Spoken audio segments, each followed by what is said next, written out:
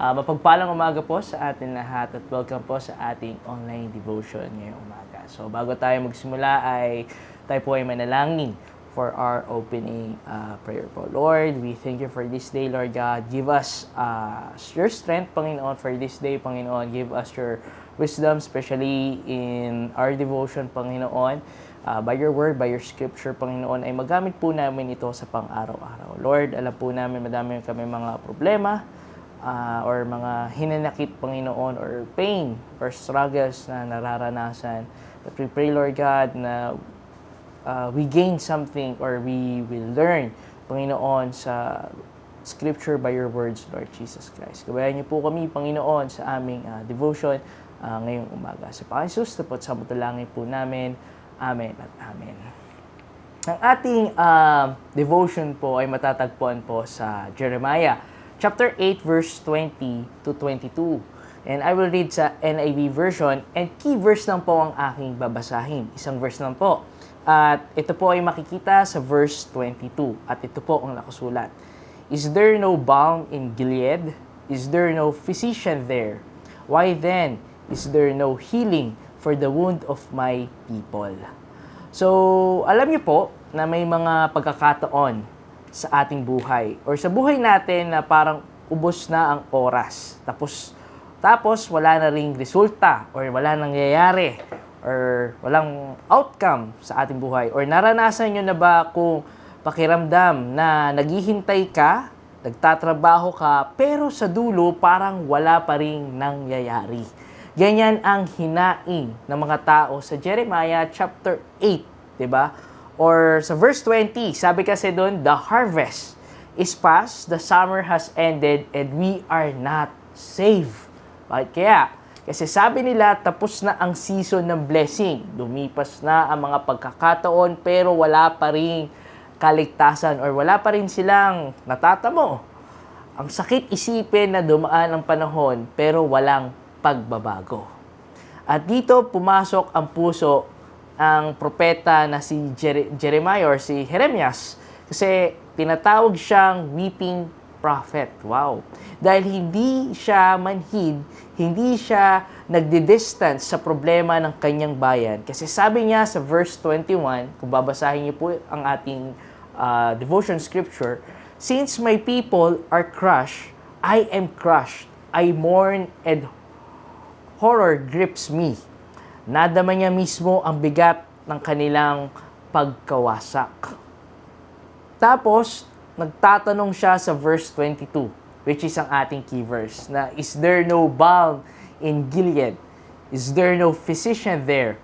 Kung merong ngang gamot para sa sugat ng katawan, bakit parang walang kagalingan sa sugat ng kanyang kaluluwa? Diba?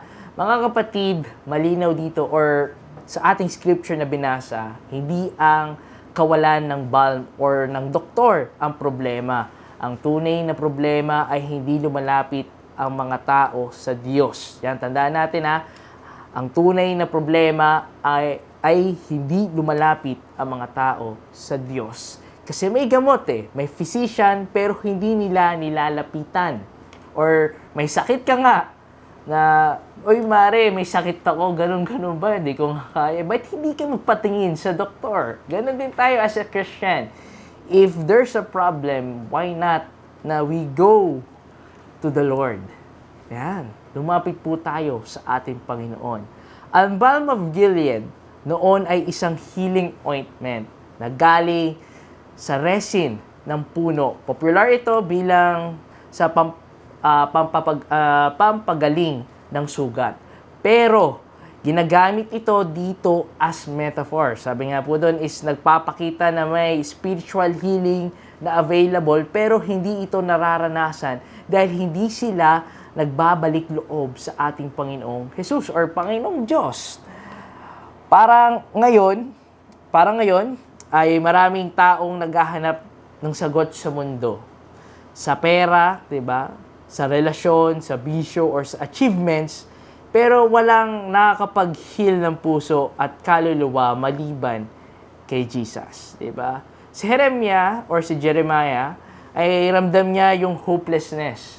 Kumbaga, ng mga tao, pero alam din niya na may available na healing. Kaya mas masakit, di ba? Imagine knowing that the cure exists, pero yung tao mismo ayaw tanggapin.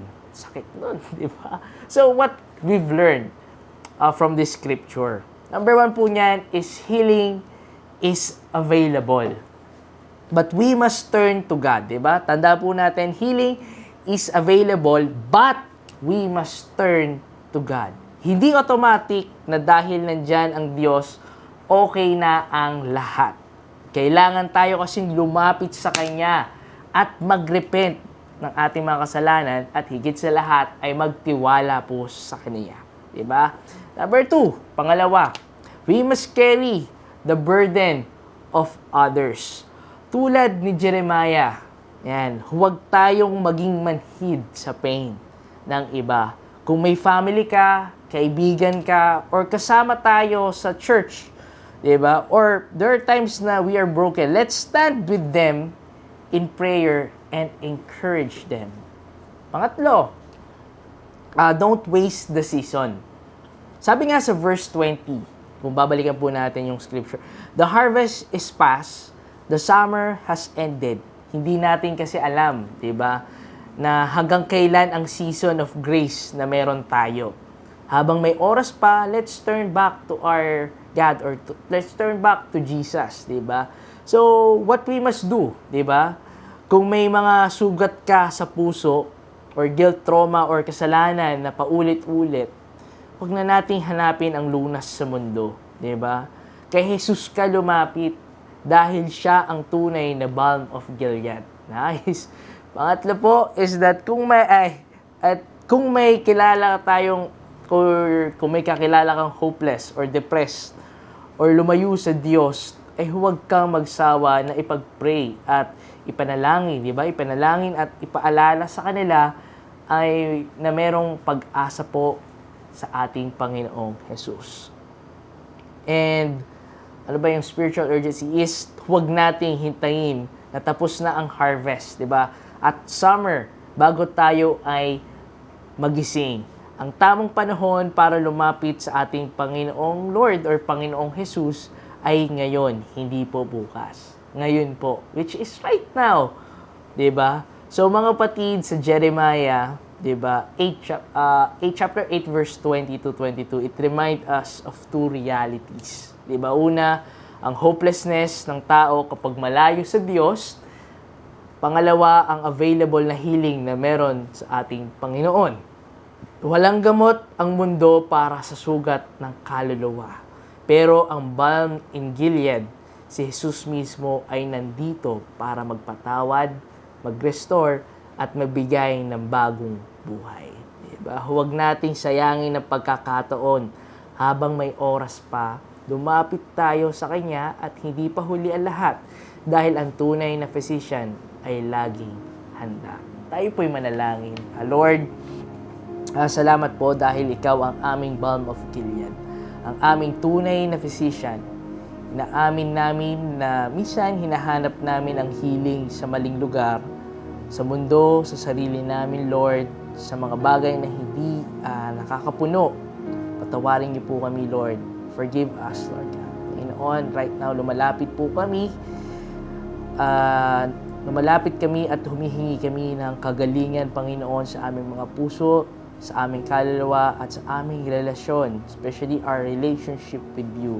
Tulungan niyo po rin kami sa maging tulad kami ni Propetang Jeremiah or ni Jeremiah, Panginoon, na may compassion sa iba at hindi manhid, kundi laging handang manalangin at magdala ng pag-asa. Lord, habang may oras pa, gamitin mo kami bilang instrumento ng inyong healing at pag-ibig. Salamat dahil kay Jesus may tunay na kapatawaran, restoration at buhay na walang hanggan. At ito po at samutulangin po namin sa pangalan ni Jesus. Amen at Amen. Magandang umaga po sa atin and God bless us all.